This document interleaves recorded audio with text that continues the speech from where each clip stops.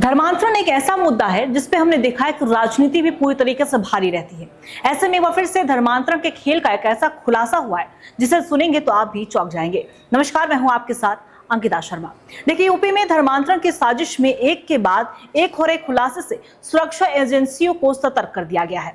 छांगुर बाबा की गिरफ्तारी के बाद यूपी एटीएस की रडार पर उसके नेटवर्क से जुड़ी महिलाएं और सहयोगी सदस्य हैं, जिनमें पिंकी, हाजिरा, गुड़िया और रकीबा जैसे नाम प्रमुख हैं।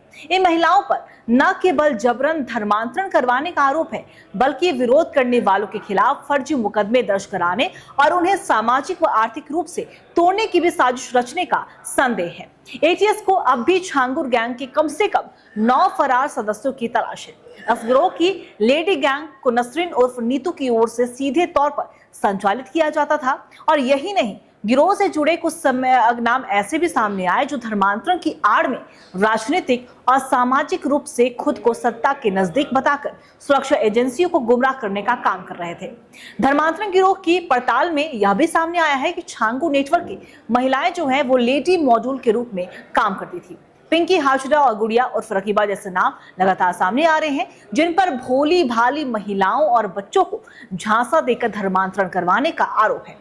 जांच में तो यह भी बात सामने आई है कि यह नेटवर्क केवल धार्मिक परिवर्तन तक सीमित नहीं था, बल्कि जमीनों पर अवैध कब्जे यानी कि लैंड जिहाद कह सकते हैं का सुनियोजित षड्यंत्र भी चला रहे थे।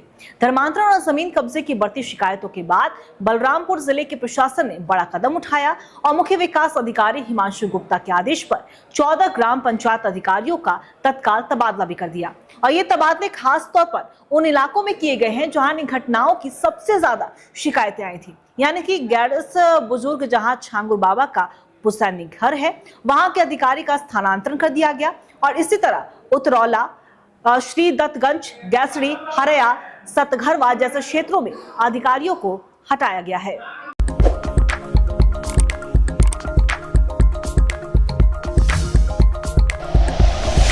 Like and share videos, subscribe करें हमारा चैनल और प्रेस करें बेल आइकॉन। न्यूज़ 11 भारत, सच है तो दिखेगा।